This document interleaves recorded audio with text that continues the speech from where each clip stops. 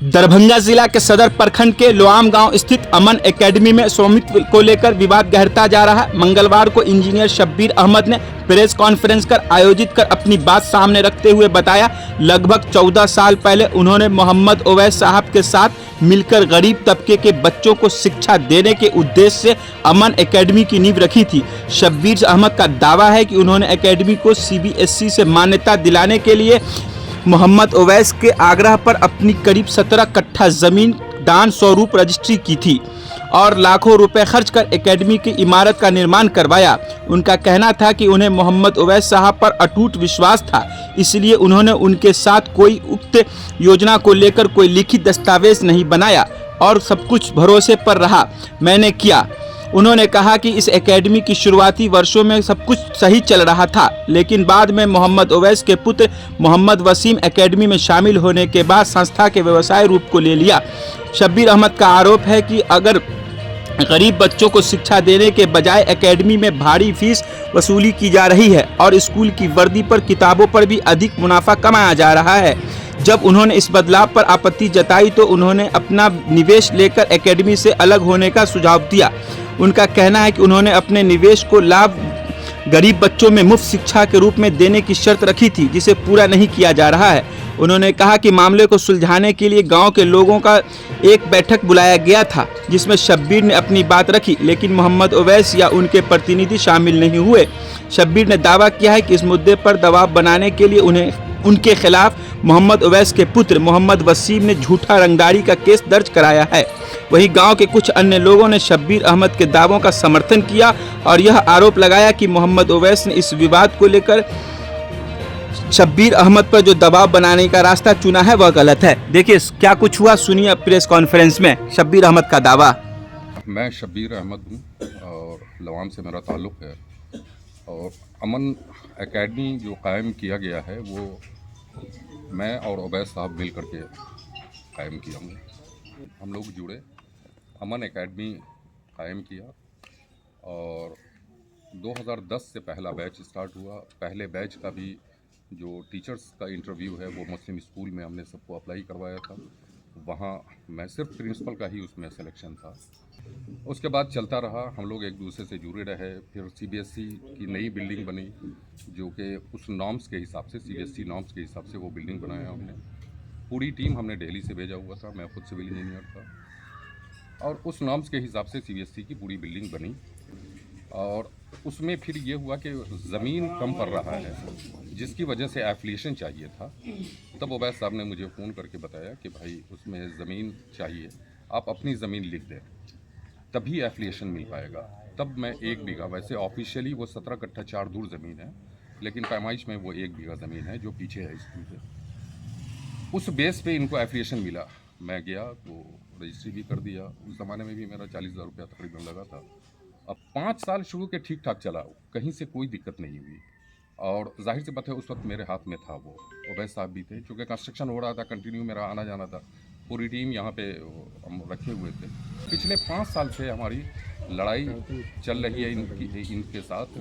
ये लड़ाई नज़रिए की है, सोच की है, कोई हिंसक नहीं है, कोई बात नहीं है। लेकिन चूँकि मैं दिल्ली में रह रहा था, बहुत सारी शिकायतें आने लगी, तब हम इसमें इन्वॉल्व हुए। अगर शिकायतें नहीं आती तो हम इन्वॉल्व भी नहीं होते। और उसमें भी यही बात थी कि कम पैसे में, मामूली पैसे में बेहतर तालीम देना, हर घर तक तालीम के लिए पहुंचना, इसी मकसद से हम जुड़े ही थे।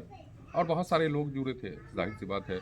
जो मेन है उसमें हम जुड़े थे, फिजिकली, फाइनेंशियली और मॉनिटरली, ये सारी चीज़ें हमारा ही है। अभी रमज़ान का वाक़या है कि मार्च में हम गए थे तो वही नए सेशन को लेकर के स्टार्ट हुआ, ठीक है ना, कि ऐसी ऐसी बातें हैं, क्यों कर रहे हैं। तो इन्होंने साफ क्लियर कर दिया कि हम फ्री में नहीं पढ़ाएंगे, यतीम खाना नहीं खोला है। और ठीक है, बल्कि एक तरह से इन्होंने क्लियर कर दिया कि ये बिज़नेस है, पैसा चाहिए ही चाहिए। जिनके पास पैसे हैं वो कहीं भी पढ़ा लेगा, लेकिन जिनके पास पैसे नहीं है वो कहाँ से पढ़ाएगा। जब मीटिंग हुई उनके घर पे तो 18-20 आदमी के साथ पहली मीटिंग हुई। पहली मीटिंग में मैंने कहा कि देखिए, पेपर की जहाँ तक बात है तो फेथ पे सारा काम होता है। आज भी फेथ पे बहुत बड़ा बड़ा कारोबार होता है और वो तो मेरा कारोबार था ही नहीं। एक समाज के लिए, कौम के लिए एक काम करना था जो बिना मुफाद के हम उनके साथ जुड़े। मैंने कहा था कि देखिए मेरे पास दो ही प्रूफ है, एक तो ये है कि मेरे पास कुछ रिकॉर्डिंग्स है जो समाज में आपकी गिरफ्त होगी, और दूसरा अब खुद सबूत है। अगर आप कुरान शरीफ पे हाथ रख करके कसम खा लें कि जो मेरा दावा है, जो मैंने दिया है या जो मैंने किया है, अगर वो गलत है तो मैं बिना शर्त माफ़ी मांग के उड़ जाऊंगा। मैं कभी नहीं मुड़ के देखूंगा अमन एकेडमी को। जो मैंने दिया है, किया है, वो सब मैं छोड़ दूंगा। लेकिन बहरहाल उनका ज़मीर शायद इस बात का इजाज़त नहीं दिया, और वो सारी चीज़ हमारा एक्सेप्ट किए कि नहीं, इनका पैसा भी लगा है लाखों में, और इनकी मेहनत भी पूरी है, इनकी ज़मीन भी है। 2 कट्ठे में थोड़ा कन्फ्यूज़न हुआ है, जो मेन एंट्री का है उन्होंने उसमें कन्फ्यूज़न किया है। लेकिन उनका कहना है कि नहीं ठीक है, आपने दिया है पैसा या दिया होगा, लेकिन ज़मीन की बात हमने किया है। हमने कहा हाँ, ज़मीन की बात तो आप ही किया था, लेकिन पैसा हमने दिया है। बल्कि उसमें उनको न डेट याद था, न रेट याद था, वो सब हमने बताया है उनको कि ये डेट है और ये रेट है। बहरहाल तो वो भी है, वो भी अभी है नहीं क्लियर। वो आज भी कुरान शरीफ पे हाथ रख करके उस 2 कट्ठे के लिए अगर वो कसम खा करके बोल देंगे तो मैंने बोला हुआ है मैं उसको छोड़ दूंगा, भूल जाऊँ। पिछले 14 साल से हमने तो 1 रुपया भी नहीं लिया, और ना दिया था लेने के लिए। तो जाहिर सी बात है आज भी मेरा यही स्टैंड है, जो हमने समाज के लिए समर्पण कर दिया है, जो वक्त कर दिया है, उसका फ़ायदा समाज को हो। मेरे लिए तो पहले भी आराम था, मेरे और मेरे बच्चों को उसका प्रॉफिट आज भी आराम है और कल भी रहेगा। तो मेरा जितना लगा है उसका प्रॉफिट तो हमें भी चाहिए। फिर उस प्रॉफिट को आप सीट में कन्वर्ट कर दें, और उसमें सीट में कन्वर्ट करने के बाद 5 आदमी की कमेटी बनाएंगे, वो डिसाइड करेंगे। हम उसको मॉनिटर करेंगे वक्तन फवक्तन, वो डिसाइड करेंगे। तो दोनों तबके के बच्चे पढ़ लेंगे। जिनके पास पैसा है वो आपके उसमें पढ़ लेगा, और जिनके पास पैसा नहीं है वो हमारे कोटे से पढ़ लेगा। हमें तो कुछ चाहिए नहीं। अब चूंकि जब बिजनेस आपने किया है और उससे पैसा आप बना रहे हैं, तो जाहिर सी बात है प्रॉफिट तो हमको चाहिए ना। तो उससे वो हमारे कोटे से सारे बच्चे फ्री पढ़ेंगे, और ये मकसद ही था शुरू से ही कि हम कमज़ोर गरीब बच्चों के लिए स्कूल खोलें और हर घर तक हम शिक्षा दें, तालीम दें। ये मेरा मकसद था। अवाम ने अपना एक ऑर्गेनाइज़ किया, उसमें अनाउंस किया अवाम ने कि भाई दोनों आदमी आए, वहाँ पे अपनी अपनी बात रखे। मैं गया, अपनी बात रखा, वो नहीं आया, ठीक है ना। अब उसके बाद उसी बौखलाहट में उन्होंने केस हम पे किया, FIR कर दिया, फिरौती एक्सटॉर्शन का 50,000 रुपया मांगने का। ये साबित अगर हो जाता है तो अवाम भी जो चाहे हमें सजा दे दे। अब वो इस हद तक गिर गए हैं कि आप सोच लें कि क्या होगा। जिस आदमी ने इतनी बड़ी कुर्बानी दी, इतना बड़ा डोनर है, आपसे सवाल अगर पूछा गया तो आपने उसको इस तरह से कर दिया। वसीम ने जो किया था प्रेस कॉन्फ्रेंस, मैं उस सवाल का मैं एक एक करके मैं जवाब दे रहा हूँ। वसीम बेसिकली उबैद साहब का लड़का है, और वो वजूद में ही नहीं थे। वसीम, हमारा कोई मामला भी नहीं है उनसे, चूँकि हमारा मामला उबैद साहब से है, और उबैद साहब ही फाउंडर हैं बेसिकली अमन एकेडमी के।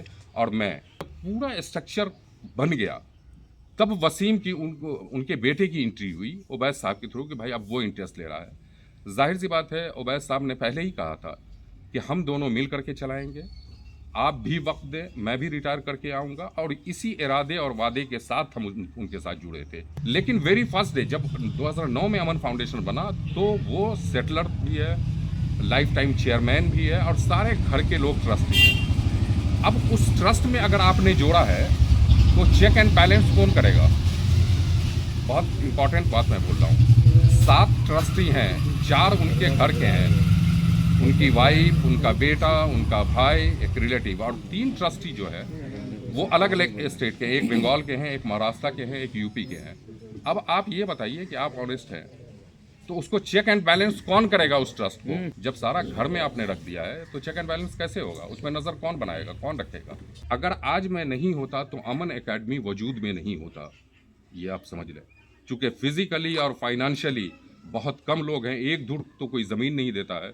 बीघा के हिसाब से मैंने ज़मीन दिया, लाखों रुपया मेरा खर्च हुआ। मेरे बेटे ने सवाल किया उनसे कि अंकल आपने जो एक्सटॉर्शन का किया है, क्या आपका कंसेस कह रहा है, आपका दिल कह रहा है कि जिस आदमी ने इतनी कुर्बानी दी हो, आप उस पर इतना बड़ा केस किए हुए हैं, क्या आपका दिल कह रहा है? और मैंने अपने वालिद को देखा है बहुत नज़दीक से कुर्बानी देते हुए। तो अच्छा आओ ना, चलो ना बात करते हैं, चलते हैं। और वो चलते चलते ले गए। उस बीच में 6-7 बार सवाल किया। अब बहुत रिस्पेक्टफुली, बहुत इत्मीनान से बात होती रही। जब वहाँ पे अपने करीब पहुँचे, घर के करीब, मतलब घर में नहीं, घर के करीब पहुँचे, अपने 3-4 सपोर्टर को उन्होंने देखा तो उनका टोन बदल गया कि नहीं, मैं नहीं बताता, जाओ पूछना है तो अपने बाप से जाकर के पूछो, हाँ रंगदारी मांगा, हाँ ज़मीन बेचा। जाहिर सी बात है वो भी थोड़ा लाउड हुआ, वरना कोई हिंसा उंसा की बात नहीं है, वो भी थोड़ा लाउड हुआ कि नहीं आप गलत बोल रहे हैं, इस तरह का मैंने अपने वालिद को देखा, ये सारी बातें हुई। और वो अंदर चले गए और मॉब के हवाले वो करके चले गए। वो मॉब लिंचिंग हो सकती थी उस लड़के की। वो आके गाड़ी में बैठा, चारों तरफ से उसकी गाड़ी को घेर लिया गया। 2-4 आदमी को पता चल गया, चूंकि वो लड़का तो यहाँ रहता नहीं है। अल्हम्दुलिल्लाह मेरे बच्चों को कुछ नहीं हुआ, कुछ बदतमीजियाँ हुई, गाली गुफ्ता हुआ, चारों तरफ से गाड़ी को घेर लिया गया, उस पर लात जूता गाड़ी पे गाली गुफ्ता किया गया।